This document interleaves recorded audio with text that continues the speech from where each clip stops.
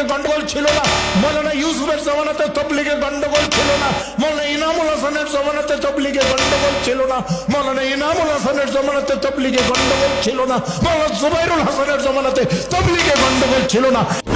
হযরত ইউসুফ সাহেব রাহমাতুল্লাহ আলাইহির বিরুদ্ধে আলেম ওলামারা হযরত মাওলানা সাদ সাহেবের বিরুদ্ধে এই জমানায় যেভাবে আলেমরা উঠা বেরা লাগছে, হযরত ইউসুফ সাহেবের বিরুদ্ধে এত বেশি কথা আলেমরা বলতো, যার কারণে শেখুল হাদিস জাকারিয়া সাহেব নিজে ওই জমানাতে উত্তর দেওয়ার জন্য একটা কিতাব পর্যন্ত লিখছে।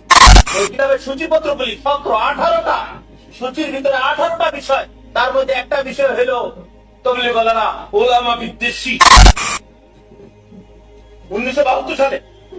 1972 সালে ওলামাদের অবজেকশন, তবলিগের সাথীরা ওলামা বিদ্বেষী। আর 2019 সালে ওলামাদের অবজেকশন, তবলিগওয়ালারা ওলামা বিদ্বেষী। আর মিলে কি মিলে না বলে? সেই ওই জামানাতে সবকিছুর মালিক কে? আল্লাহ। হযরত ইউসুফ সাহেব রাহমাতুল্লাহ আলাইহির ব্যাপারে আলেমরা এই কথা বলতো, আরে উনি ডাইরেক্ট খালি কয় আল্লাহ থেকে হয়, আরে মুসিলাতের কথা একটু ছাড় দিলে কি হয়? হযরত ইউসুফ সাহেবের বিরুদ্ধে এই কথাটা ছিল, একটু ছাড় দিলে কি হয়? কিন্তু ইউসুফ সাহেব রাহমাতুল্লাহ আলাইহির সামনে কোন প্রকার ছাড় ছিল না, ডাইরেক্ট এই সলাপ, এটাকে বলে কালেমার তলোয়ার দিয়ে কাটো, কিছু থেকে কিছু হয়, সবকিছু একমাত্র কোথা থেকে হয়? আল্লাহ। আর রক্ত হযরত মাওলানা সাদ সাহেব দামাত বারাকাতুহুম, আল্লাহ পাক ওনাকে বাছাই করছেন, আল্লাহ ওনাকে এই আমানতের হেফাজতের জন্য ওনার তরবিয়ত আল্লাহ নিজে করতেছেন। পুরা দুনিয়া একদিক হয়ে গেলেও হযরত মাওলানা সাদ সাহেবকে কেউ টলাইতে পারবে না, কারণ তার হেফাজত একমাত্র কে করতেছেন? আল্লাহ। মন মস্তিষ্ক সবকিছু এগুলো একমাত্র আল্লাহ নিজ জিম্মাদারিতে সামলাইতেছেন, কারণ এই মেহনতের চারদিকে কি পরিমাণ শত্রু আছে একমাত্র কে জানেন? আল্লাহ। কিভাবে কি করতে হবে A to Z আল্লাহ আমাকে সামলে নিছে। যত বিফল আছে সব বের করে দিয়া একবারে ফ্রেশ একটা মজমা পুরো দুনিয়া থেকে আল্লাহ তাআলা একটা ফ্রেশ মজমাকে আল্লাহ বাছাই করছে।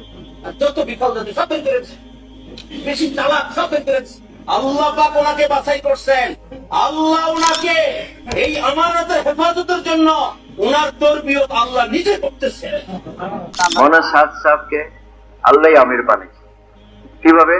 10 জনের ভিতরে উনি একজন ছিলেন, 3 জনের ভিতরে উনি একজন ছিলেন, ওই 3 জনের একজন এখন উনি বাকি আছে। যতক্ষণ পর্যন্ত ওনার ইন্তেকাল হবে না, আপনি নতুন আমিরের ফয়সালা করতে পারেন। হযরত মাওলানা সাদ সাহেবের বিরুদ্ধে এই জমানায় যেভাবে আলেমরা উঠা বেরা লাগছে, হযরত ইউসুফ সাহেবের বিরুদ্ধে এত বেশি কথা আলেমরা বলতো, যার কারণে শেখুল হাদিস জাকারিয়া সাহেব নিজে ওই জমানাতে উত্তর দেওয়ার জন্য একটা কিতাব পর্যন্ত লিখছে।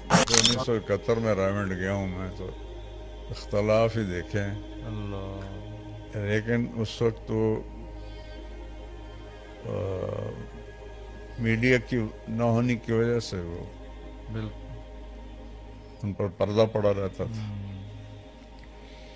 तो इससे पहले एक बहुत बड़ा इख्तलाफ हुआ है कि जमात 2 टुकड़ों में तकसीम हो गई।